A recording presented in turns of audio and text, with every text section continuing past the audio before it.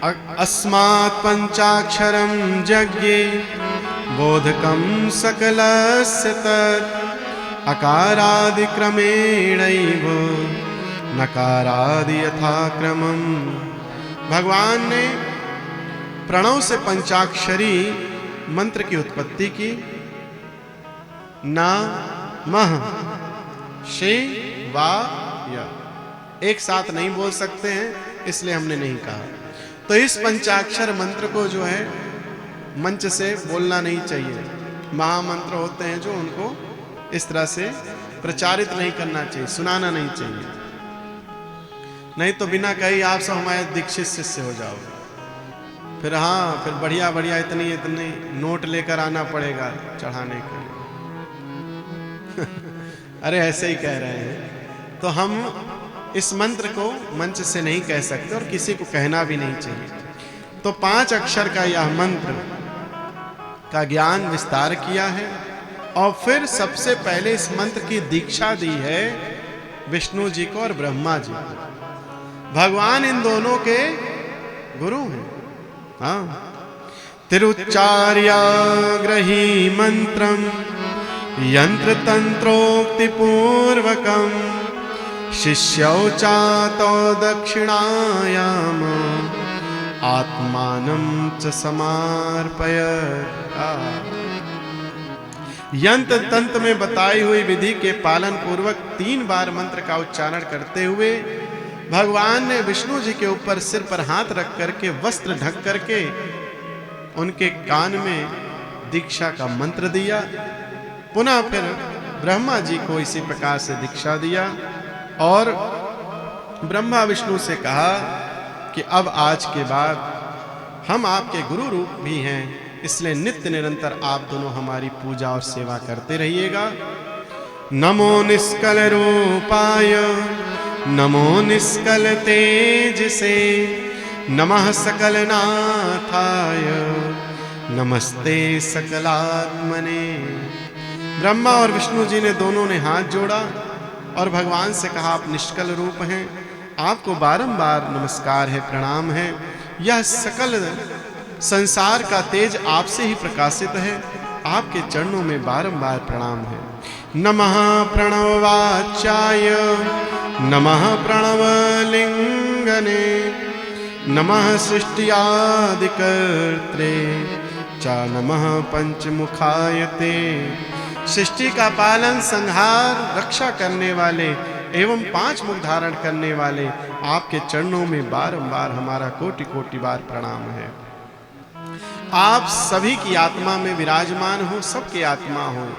पंच ब्रह्म स्वरूपाय पंचकृताय ते नमः आत्मने ब्रह्मणे तोभ्यं अनंत गुण शक्तये।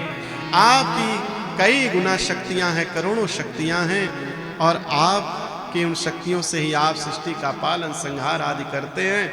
आपके चरणों में कोटि कोटि प्रणाम है। लेकिन प्रभु इतने बड़े स्वरूप की पूजा कैसे हो? तो भगवान ने फिर आशीर्वाद दिया है। ऋषि लोगों ने भी प्रश्न किया, कथम लिंगम प्रतिष्ठाप्यम कथम वा तस्य लक्षणम कथम वा तत्समभ्यर्चम देशे काले च केन्हि। अब हमको आप ये बताइए कि शिवलिंग की कैसे स्थापना करनी चाहिए, साथ ही उनके लक्षण क्या हैं, किस किस प्रकार के शिवलिंग की कौन उपासना करे, कौन पूजा करे, किस देश में करे, किस समय करे, ये सब विषय आप हमसे कहिए। चरे विश्व से सूक्ष्मम स्थावरे स्थूल में वही सालक्षणम सपीठम च स्थापेक्षीव निर्मितम। यदि चल प्रतिष्ठा करनी हो तो इसके लिए छोटा सा शिवलिंग, और यदि अचल प्रतिष्ठा करनी हो तो उसके लिए सूक्ष्म स्थूल शिवलिंग श्रेष्ठ माना जाता है। हमको इसके विषय में भी बताइए कि वह पीठ कैसे बने, उसकी परंपरा कैसे होगी, उसको कैसे पूजन करें, ये सब आप हमको अवगत कराएं। सूत जी कहते हैं कि एक होती अचल प्रतिष्ठा, जो भगवान शिव को स्थापित किया जाता है मंदिरों में, इनमें अचल प्रतिष्ठा होती है, जिनको कहीं ले आया जाया नहीं जाता, एक स्थान से दूसरे स्थान में भी हटाया नहीं जाता। और एक होती है चल, यानी जो आप पारद का शिवलिंग, स्फटिक का शिवलिंग, नर्मदेश्वर शिवलिंग, यहां तक कि लोहे का, चांदी का, सोने का, आगे आएगा विषय कि किस किस शिवलिंग की उपासना है, इन सब शिवलिंग को आप अचल प्रतिष्ठा नहीं, चल प्रतिष्ठा कराइए, ब्राह्मणों से पूजन करवाइए और फिर उसके बाद घर में लेकर के उसका पूजन कीजिए। एक बात और, अभी वो तो आगे आएगी कथा, शिवलिंग का पूजन में सबका अधिकार है, स्त्रियों को, कन्याओं को, वृद्धों को, बालकों को, ब्राह्मण, क्षत्रिय, वैश्य, शूद्र, कोई भी जाति का वहां कोई विचार नहीं है, सबको भगवान शिव की लिंग की उपासना करने का अधिकार है और सबको परंपरा युक्त होकर के पूजन अर्चन वंदन करना चाहिए। इस जो शिवलिंग है, इसका लिंग तो भगवान हो गए, ऊपर का जो आकार है, लेकिन जो अर्घा है, ये अगरबत्ती धूप बत्ती का स्टैंड नहीं होता। कई माताएं बहनें बड़ी दिव्य होती हैं, वो जो भगवान जहाँ रहते हैं, जिस पीठ पर भगवान बैठते हैं, वो अर्घा जो माता जगदम्बा है, उन्हीं के ऊपर धूप बत्ती रख करके चली आती है। ये काम मत किया करो, वहां से हटाकर दूसरे स्थान पर भगवान को दर्शन करा के धूप देकर वापस लाके रखा करो। और शिवलिंग में, अच्छा अभी आगे आएगा, अभी से बता देंगे तो फिर वो कथा रह जाएगी। मुख्य रूप से ये विशेष ध्यान रखिए कि आपको जो कुछ भी अर्पण करना है और प्रसाद रूप से फिर उसको लेना है, वो शिवलिंग में, लिंग में कभी स्पर्श नहीं कराना चाहिए, उसका आपको प्रसाद नहीं पाना चाहिए। फिर कैसे करें, अभी आगे आएगा, ठीक है। पीठम वामयं सर्वं शिवलिंगम च चिन्मयं यदा देवी मुपामंके धृत्वा तिष्ठति शंकरः। क्या बात है। जो अम्बा हैं, जगदम्बा हैं, माता पार्वती हैं, वो भगवान के पीठ के रूप में, यानी अर्घ्य के रूप में निरंतर उनके साथ रहते हैं। ये सारी प्रकृति जो है, ये पीठ है भगवान का, समझ गए? ऐसे समझो तो बड़ा आनंद आएगा। ये जितनी पृथ्वी है, ये उमा माता रानी अर्घा है, ये पूरी पृथ्वी। और ये जो सारा संसार है, ये लिंग है, ये स्वरूप है भगवान का। तो ये पूरा संसार क्या हो गया? शिवमय हो गया। बोलो शंकर भगवान की जय हो। जिस प्रकार गोद में बच्चे को माताएं बैठालती हैं, उसी प्रकार भगवान अपनी माता भगवती पराम्बा जगदम्बा, अपनी वामांगी मां गौरा के ऊपर विराजमान होते हैं। और फिर जब उनकी उपासना इस रूप से की जाती है, तो दोनों के पूजा का लाभ उसी शिवलिंग से प्राप्त हो जाता है। बोलो शंकर भगवान की जय। एक बात और, शिवलिंग में जब आप जो है गठजोड़ करते हो ना, वो कलावा लेकर माताएं घुमाती और फिर पार्वती जी की जहां मूर्ति होती वहां घुमाती, बिल्कुल नहीं करना चाहिए। फिर क्या करें? शिवलिंग से लेकर के उस अर्घ्य में ही उसको घुमा करके और भगवान का पूजन करना चाहिए। वो जो पराम्बा जगदम्बा उस अर्घ्य के रूप में विराजमान है, उनका अपमान आप करते हो अगर आप शिवलिंग से कोई कलावा या डोर को ले जा करके पार्वती जी के विग्रह में बांधते हो।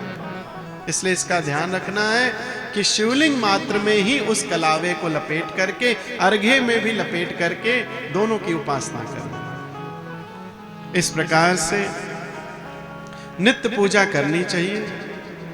आगे भगवान का पहले आवाहन करें, बुलाएं, फिर भगवान को आसन दें, फिर पाद अर्घ निवेदित करें, फिर आचमन करें भगवान के लिए कि भगवान अपना मुख धुल लें, फिर भगवान का स्नान कराएं, फिर उसके बाद वस्त्र दें, गंध दें, तिलक आदि लगाएं, फिर धूप दीप आदि दिखाएं, फिर भगवान को नैवेद्य चढ़ाएं। इस प्रकार से सूक्ष्म रूप से पूजा आप सबको नित्य करनी चाहिए। ये बहुत बड़ी पूजा नहीं है, ये तो आराम से कभी भी कोई भी कर सकता है। तो इस तरह से भगवान को पूजन करना चाहिए। और जो मंदिरों में भी आप जाते हैं जहां प्रतिष्ठित भगवान का स्थान है, देखिए एक आदमी, हमारे ये आचार्य लोग हैं, इनसे पूछिए, जब ये शिवालय में भी पूजन कराने जाते हैं तो पहले मंत्र से भगवान को आसन देते हैं, पहले आवाहन करते हैं, फिर आसन देते हैं और फिर प्रतिष्ठा करते हैं। क्या वहां भगवान प्रतिष्ठित नहीं है?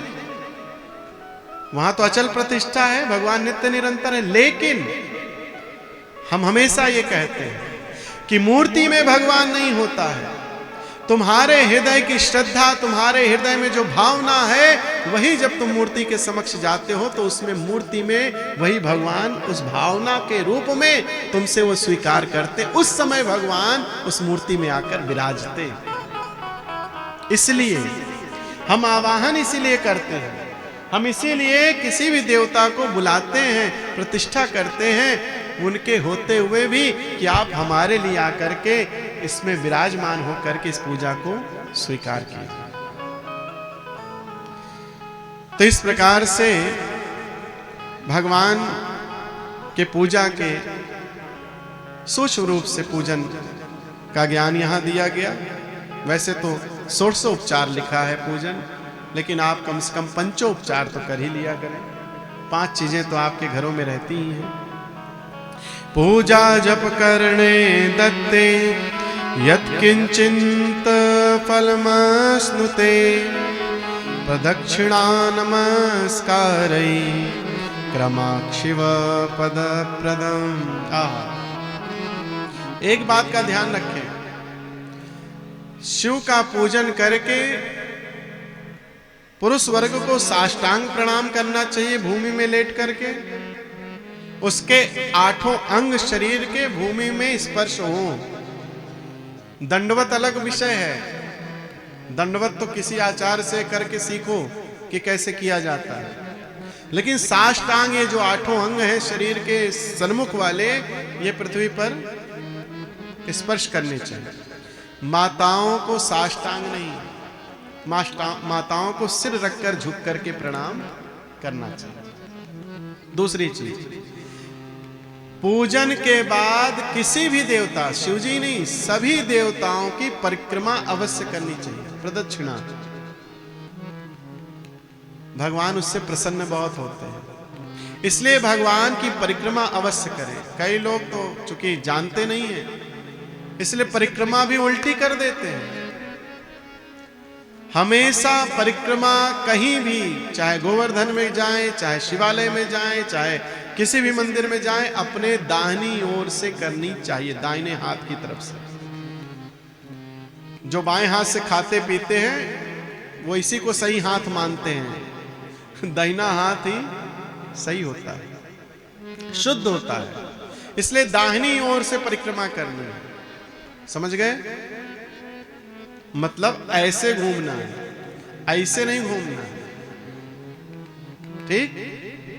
तो दाहिना हाथ कह दिया तो दाहिने हाथ के हिसाब से घूमोगे तो अपने आप सीधा हो जाएगा। दूसरा, शिवलिंग में अगर जल चढ़ा रहे हो और उसकी जलहरी से जल आगे गिरा और गिरने के बाद वहां जाने का स्थान नहीं है, उसके ऊपर कुछ ढका नहीं है, तब फिर उसको लांघना नहीं चाहिए। वहीं जलधारा से वापस पुनः आकर के परिक्रमा पूर्ण करनी चाहिए। लेकिन किसी शिव मंदिर में अगर जल बह रहा है और वो पाइप के अंदर है और उसके ऊपर फर्श बनी हुई है दिख नहीं रहा है, तो आप गोल गोल परिक्रमा लगाया करो, ये शास्त्र सम्मत है। समझ गए? जल जा रहा है, बह रहा है, आपको दिख रहा है, तो जल को लांघना नहीं है, वहां तक जाइए, पुनः वापस आइए। और अगर जल बहता नहीं दिख रहा है, आपने जल डाला और दिखा नहीं, वो पाइप के माध्यम से या किसी और माध्यम से वो ढका हुआ है, तो आप फिर गोल गोल परिक्रमा पूरी लगा सकते हैं। उसके लिए वापस आने की आवश्यकता, और एक बार नहीं, शिव जी की परिक्रमा आधी ही नहीं, 1000 बार परिक्रमा लगाने का प्रमाण है। हाँ, तो इसलिए भगवान की परिक्रमा सभी देवताओं की किया करो। शिव जी की आधी, दुर्गा जी की 1, विष्णु जी की 2, 4, जितने मन आए उतनी करो। और जब भगवान शिव की जलहरी ढकी हुई हो, तो भगवान की परिक्रमा अधिक संख्या में लगानी चाहिए। बोले उमापति महादेव की जय हो। लिंग दर्शन मात्रं वा नियमेन शिव प्रदम मृत्युष्ट घोषकृत पुष्पै करवीरेण वा फलै। नियम पूर्वक परिक्रमा लगाने के पश्चात भगवान का दर्शन करके, भगवान के लिंग को, शिवलिंग को बनाकर अगर पूजन करना है, तो मिट्टी का, घर में जो आटा लगाती है उस आटे का, गाय के गोबर का, फूल का, कनेर के पुष्प का, फल का, गुड़ का, मक्खन का, घी का, और अन्न जो खाते उससे भी भगवान के शिवलिंग को स्थापित कर सकते हैं। इसको पार्थिव शिवलिंग कहते हैं। तो कोई कहे गुरुजी हमें कोई सामान नहीं मिला और हम गए थे, हम भूल गए सब सामान, और जहां गए वहां भी मंदिर नहीं मिला, घर में भी शिव जी नहीं मिले, तो कैसे पूजा करें? आहा, शिव महापुराण क्या कह रहा है? अंगुष्ठादावपि तथा पूजामिक्षन्ति केचन लिंग कर्मणि सर्वत्र निषेधोस्ति न करहिचित। क्या करें?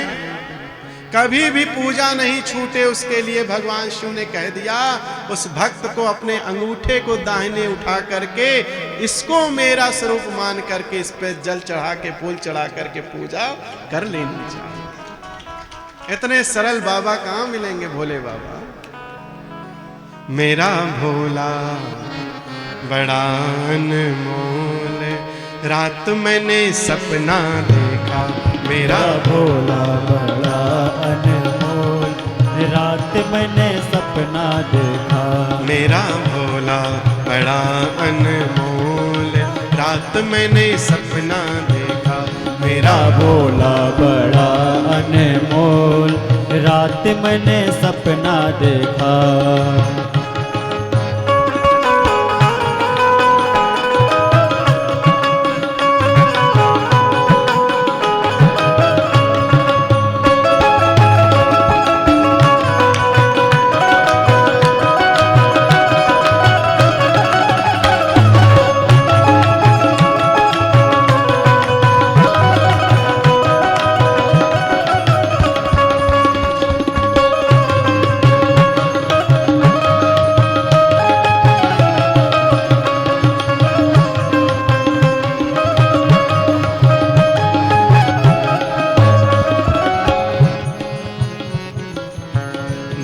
सुरतिया है, मीठी मीठी बत्तियां हैं, भोली सुरतिया है, मीठी मीठी बत्तियां है, भोली सुरतिया है, मीठी मीठी बत्तियां हैं, भोली सुरतिया है, मीठी मीठी बत्तियां है। बत्तियों में, बत्तियों में, बत्तियों में अमृत का घोल, रात मैंने सपना देखा, मेरा भोला बड़ा अनमोल, रात मैंने सपना देखा।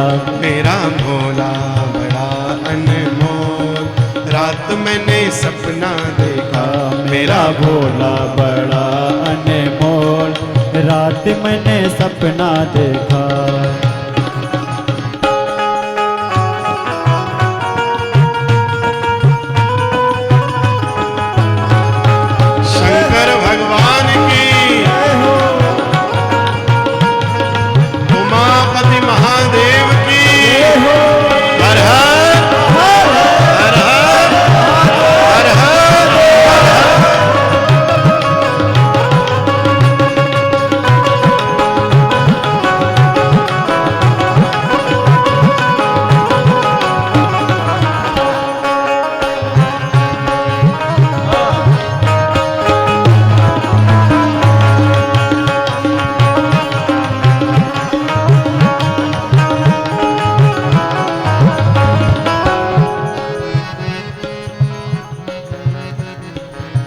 जटा में गंगा है माथे पे चंदा है, जटा में गंगा है माथे पे चंदा है, जटा में गंगा है माथे पे चंदा है, जटा में गंगा है माथे पे चंदा है। तेजा तेजा तेजा नयन राखो, तेजा नयन राखो। रात मैंने सपना देखा मेरा भोला बड़ा अनमोल, रात मैंने सपना देखा मेरा भोला बड़ा अनमोल, रात मैंने सपना देखा। मेरा भोला बड़ा अनमोल, रात मैंने सपना देखा।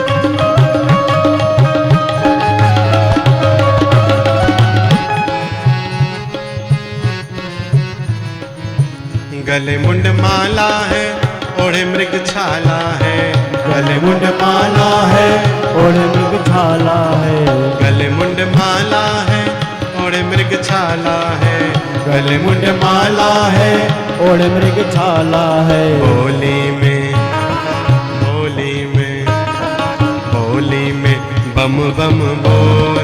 रात मैंने सपना देखा मेरा भोला बड़ा अनमोल, रात मैंने सपना देखा मेरा भोला बड़ा अनमोल, रात मैंने सपना देखा। ओ मेरा भोला बड़ा अनमोल, रात मैंने सपना देखा।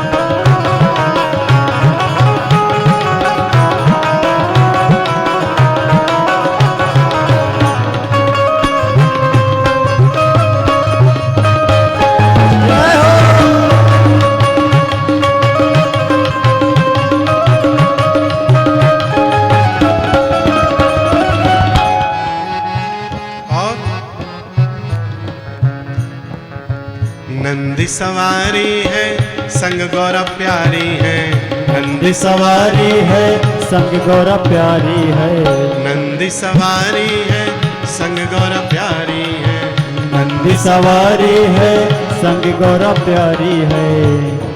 माधव माधव माधव रहे जय जय बोल। रात मैंने सपना देखा मेरा भोला बड़ा अनमोल, रात मैंने सपना देखा मेरा भोला बड़ा अनमोल, रात मैंने सपना देखा। मेरा भोला बड़ा अनमोल, रात मैंने सपना देखा।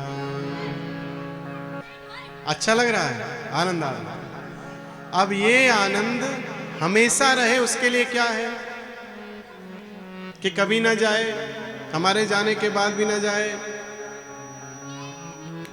ये तभी होगा जब जो मन अभी है ये मन ऐसे का ऐसे ही बना, ये मन ना बदलने पाए।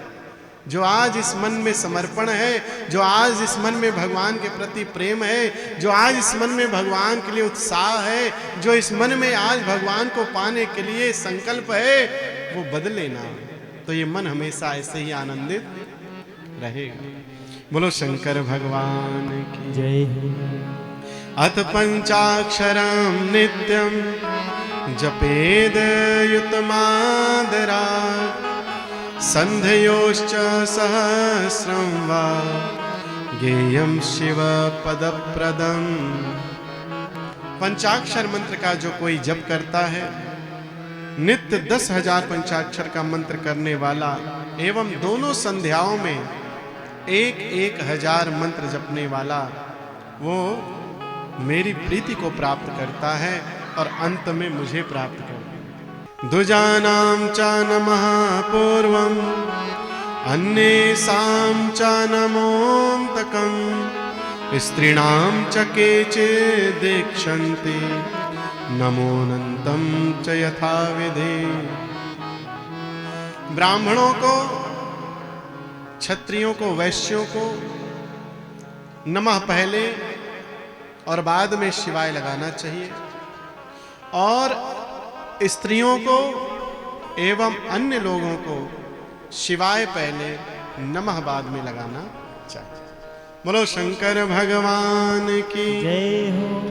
एक बात और बताएं, जिसको जो दवा दी जाए उसी के अनुसार जब वो दवा लेता है तभी औषधि, उस दवा का लाभ मिलता है।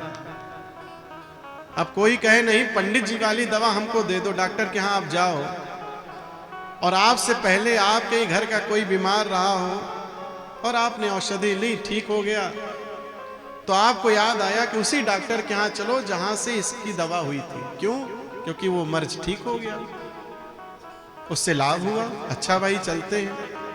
और फिर डॉक्टर साहब ने दवा लिखी, केमिस्ट के यहाँ गए, दवा का पर्चा दिए, तो वो दवा और उस दवा में बड़ा अंतर।